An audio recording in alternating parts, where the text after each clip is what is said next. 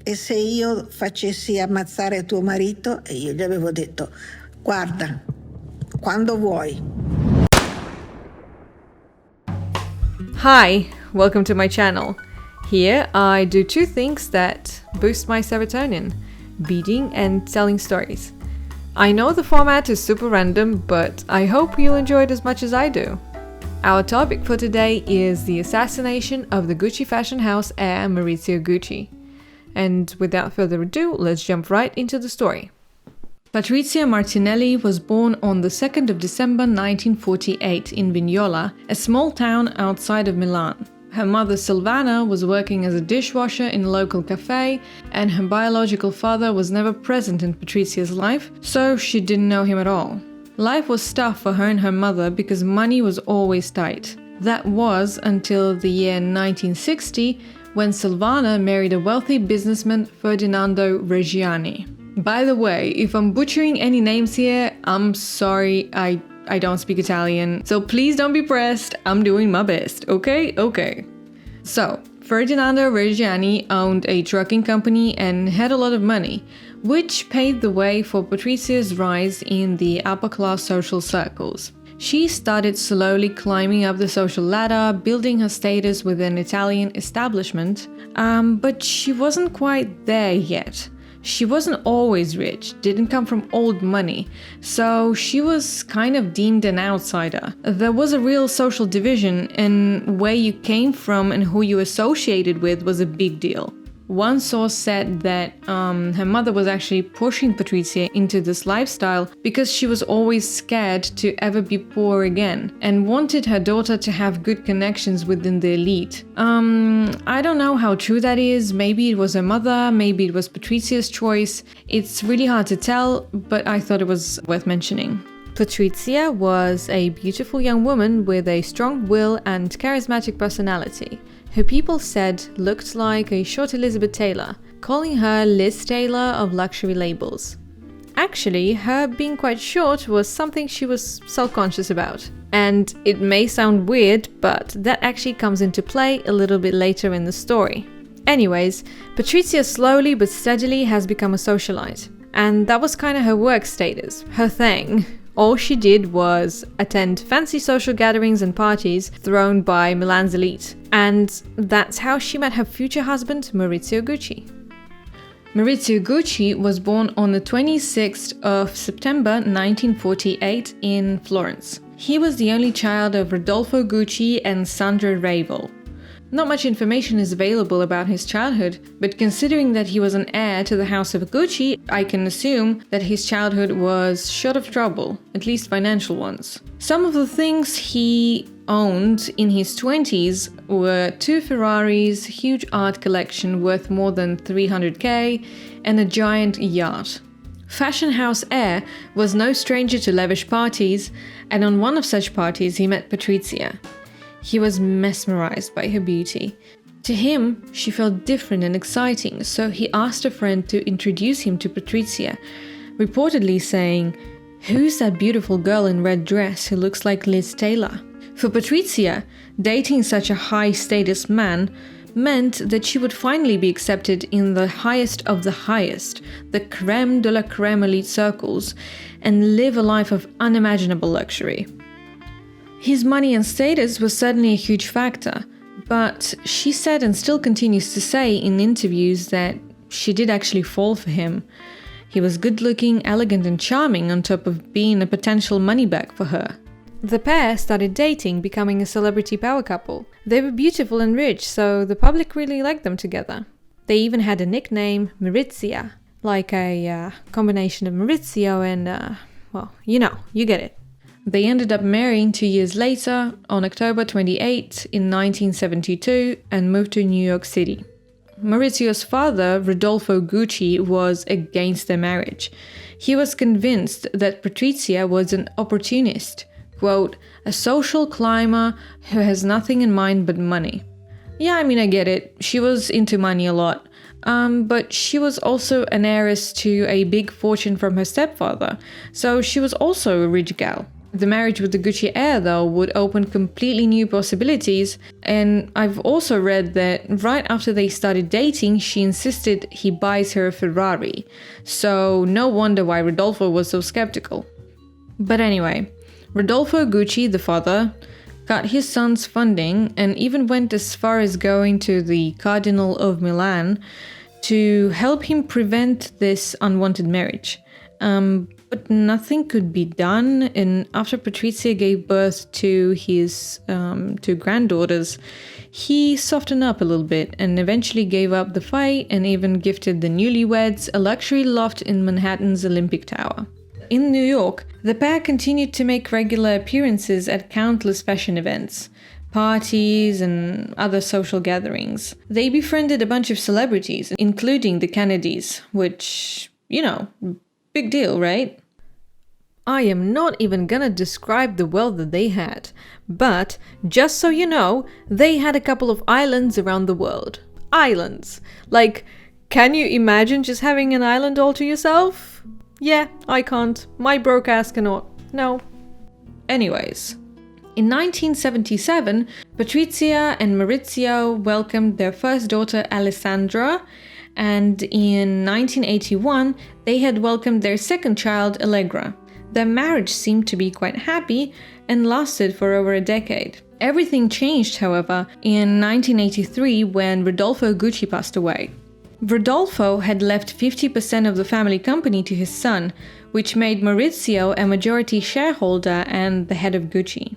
But I think a little bit of a backstory is needed here, so just bear with me, okay?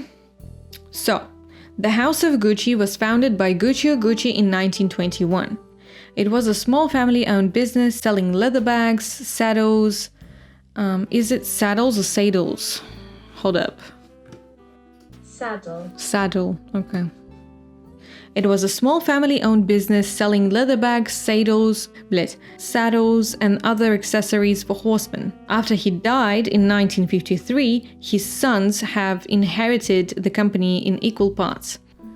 It is said that Guccio had 5 sons, but only 3 are usually being mentioned in relation to the family business: Aldo, Rodolfo, and Vasco.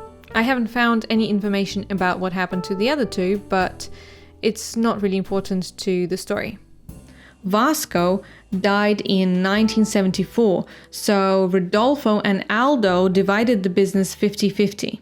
Aldo had 3 sons, and he gave each of them 3.3% of his share. One of those sons, Paolo, will be important to the story, but we'll get to him a little bit later. I know all of this is a little bit confusing, but trust me, it's kind of important to the story. It is said that Rodolfo didn't contribute much to the business, and it was Aldo who actually transformed and expanded Gucci by adding a bunch of new product lines like clothing, perfume, shoes, etc. And he also opened Gucci stores in major cities around the world. Gucci products have become more available for the public, and with mass production, they have become more affordable. These changes brought about huge profits.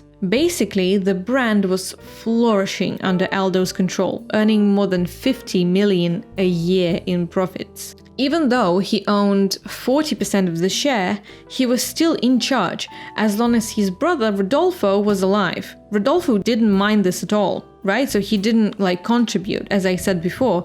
So Aldo could safely manage the entire company, and that he did quite successfully. As you will see, it all changed after Rodolfo's passing, because his son Maurizio inherited his 50%. Maurizio started challenging Aldo's leading role in the company. He wanted to transform Gucci from being available in any retail store willing to sell Gucci items to having a more exclusive and elitist image, bring the brand back to when it was associated with such prominent figures like Grace Kelly, Sophia Loren, Liz Taylor, and Jackie Kennedy. In other words, he wanted to cut the production lines and charge way more money per piece, making Gucci unattainable for the general public. And this is where Paolo comes into play. Paolo, eldest son, was a shareholder owning 3.3% of the company. In 1980s, he tried to secretly launch his own business under the Gucci name. When Aldo and Rodolfo found out about this, they were livid, and Aldo even sued his son for that. In retaliation, Paolo tipped off the IRS that his father was evading taxes. It turned out that Aldo was indeed very much evading taxes, which allowed him to pocket $7 million. As a result of all of this, Aldo was tried and sentenced for 1 year in prison. Now that Aldo was out of the picture for a while, the two cousins could finally get what they wanted, so they made a deal. Paolo would give his 3.3% share to Maurizio, and Maurizio would pay him $22 million for that. Paolo would finally receive money for his own thing, and Maurizio could have even more power within the company. In the end, it didn't work out though, and instead Maurizio, Paolo, and his two other brothers, plus Aldo, began fighting for control of the company, and family relationships were in shambles, as you can imagine. This feud went on for about 6 years, and the more the struggle continued, the nastier it got. Using his old tricks, Paolo tipped off Italian authorities that Maurizio forged his father's signature on inheritance taxes. To avoid arrest, Maurizio had to flee to Switzerland. His name was later cleared, but the damage was done.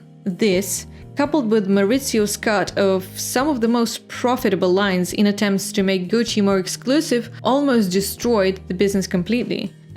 He killed off company's main revenue sources, but didn't do anything to replace them. By the end of 1991, Gucci was losing $30 million a year and had net worth of minus $17.3 million. Maurizio also used the company as collateral for his personal loans, ranking up $40 million in personal debt, which now that Gucci brought zero profits, he obviously couldn't pay off. This absolutely devastated and infuriated Patrizia. Her marriage with Maurizio was suffering immensely because of his poor management of Gucci. It seems that she took it very personal, as she was convinced that the brand was floundering because he stopped listening to her.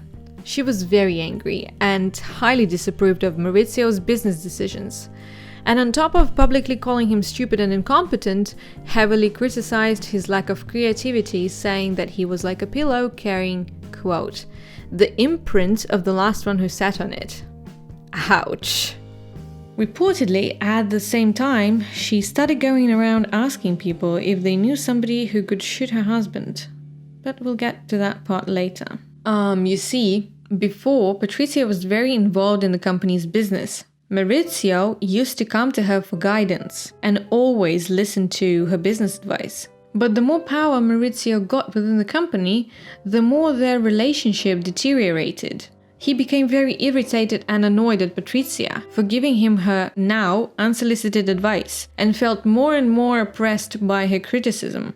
According to Reggiani herself, Maurizio had told her that their marriage had failed because she fancied herself the president, and there could be only one president, obviously meaning himself.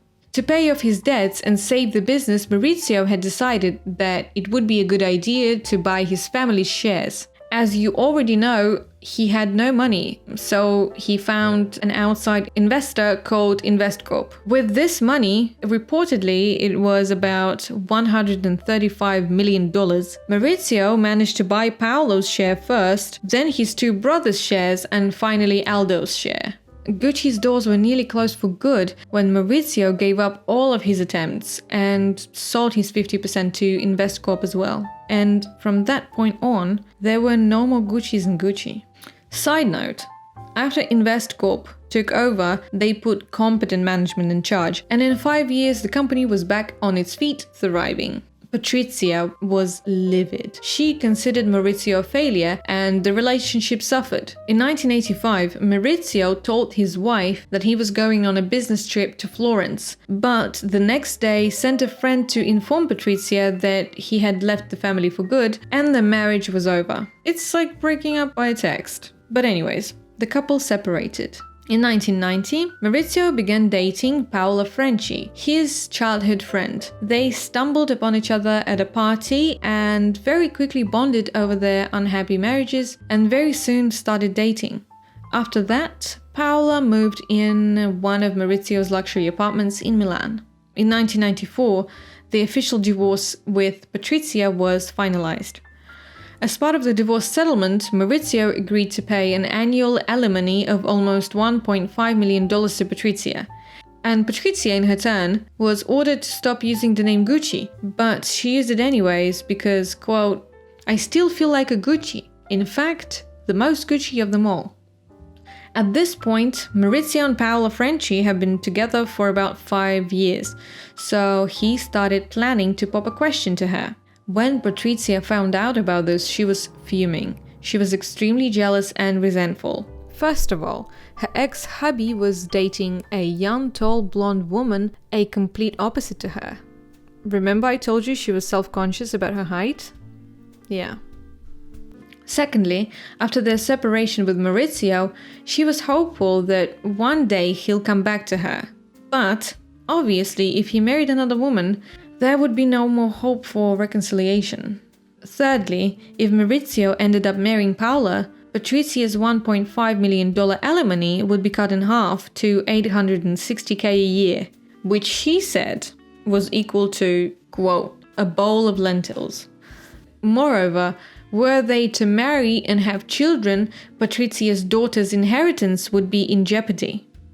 And lastly, there was one ugly episode that happened in 1992. Patrizia was diagnosed with a brain tumor and undergone surgery. Although the tumor turned out to be benign, she was still very scared for her life, so she asked Maurizio to take care of their two daughters, Alessandra and Allegra, in case if something happened to her.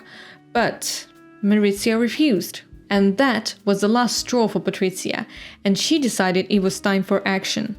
Remember I told you that she was going around asking if somebody could unalive her husband? Yeah, so somebody actually heard her words and considered it a call for action. This somebody was Patrizia's friend and psychic, Giuseppina Gina Auriemma. Gina hired a hitman named Benedetto Ceraulo. He owned a pizzeria, but business wasn't going too well, so he was struggling financially. Also, he was allegedly obsessed with gambling, which resulted in him owing even more money. Now, some sources claim that he was a professional hitman, but I think he was just a debt-ridden man desperate for cash. Maybe I'm wrong though. Maybe he was a professional hitman. I don't know. Anyways, I read that he was offered about $300K for the deed, and considering his situation, I guess he couldn't turn this money down even if he had to take somebody's life for it. On the 27th of March 1995, at 8:30 a.m., Maurizio Gucci was shot with a 7.65mm pistol in the marble foyer of his office on Via Palestro in central Milan as he arrived at work.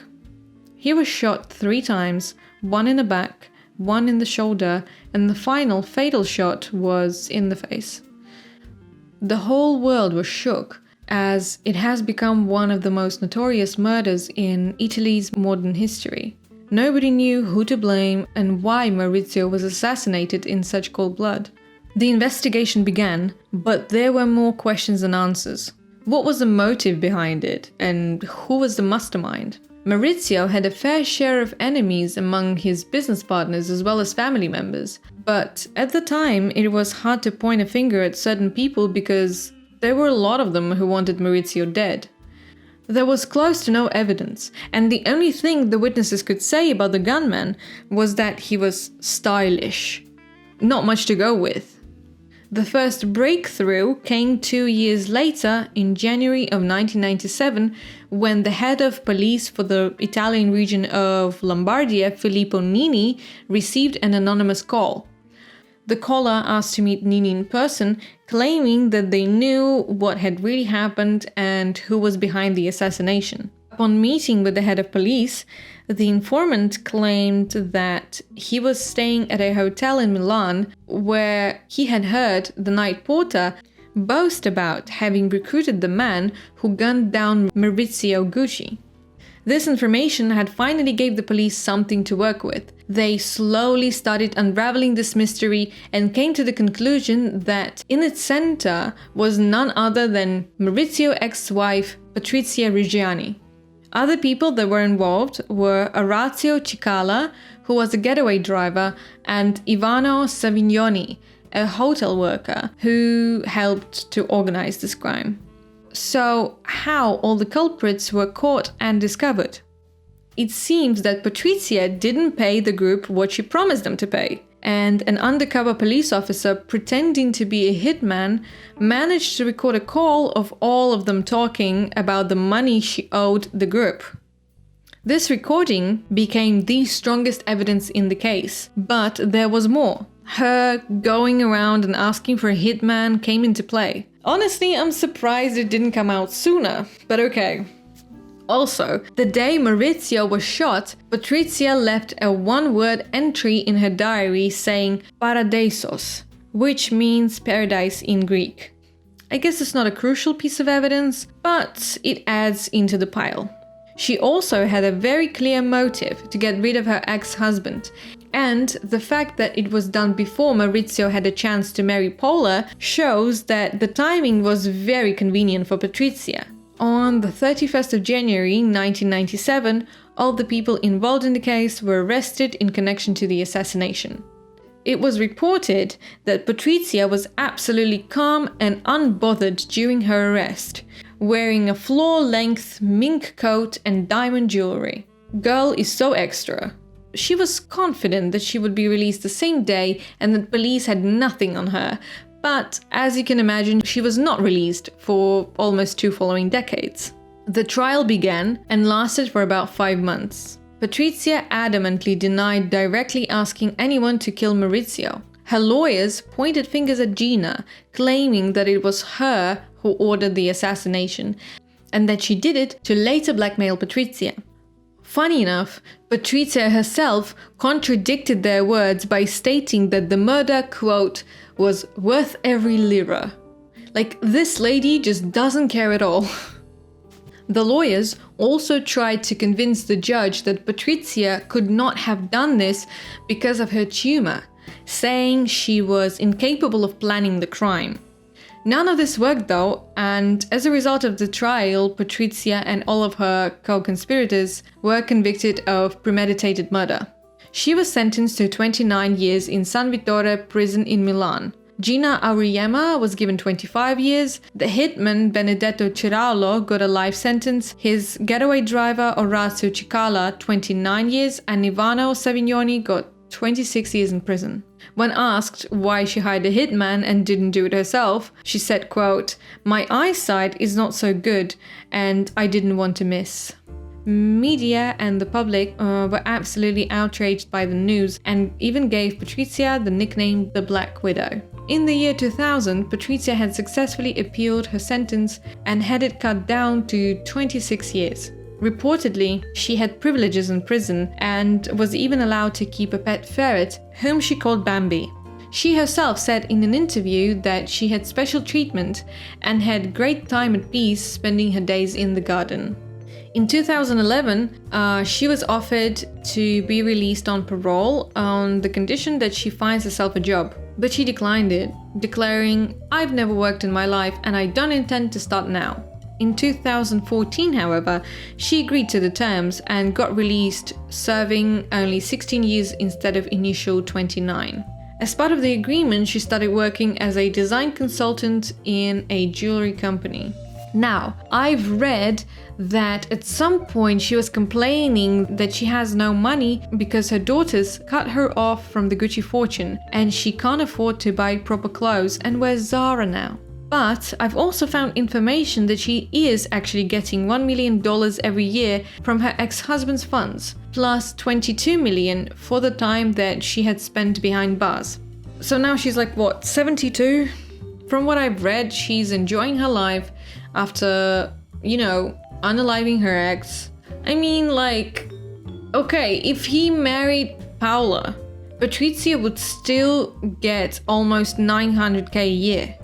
Even though she has 2 daughters, this money is more than enough to live lavishly. You don't have to work a day in your life. You can give your children any education they want, and they don't have to work any day of their lives. Like, you're super rich. super rich. How much money does a person need? How many yachts? How many Ferraris do you need? Is it worth killing another human being even if he was an asshole to you? I mean, you still get the cash. Just don't be salty. Like, you can travel, you can read, you can watch movies. I don't even know. Like, you can do whatever the hell you want. Your hands are not tied by the lack of cash. But I digress. Nowadays, she's seen hanging around Milan with a parrot on her shoulder, so I guess she's doing just fine. As for the House of Gucci movie, she was complaining that Lady Gaga, who is portraying her in the film, did not come to meet her in person, and she thinks it's very disrespectful. But do I blame Lady Gaga for that? No, I don't. I don't blame her. By the way, are you going to see the movie? Because I know I am. I mean, I'm really invested in the story and I think it would be cool to watch it on the big screen. And also, the cast is really cool, like Lady Gaga, Adam Driver, Al Pacino, to name a few, like Jared Leto. And I hope it'll be a good movie, you know? And that's about it. If you've made it to the end of this video, thank you. You are the real one. Tell me what you think about the story in the comments below. If you enjoyed it, please give this video a thumbs up and subscribe to my channel. Thanks once again for watching, and I'll see you guys in the next one. Take care. Bye!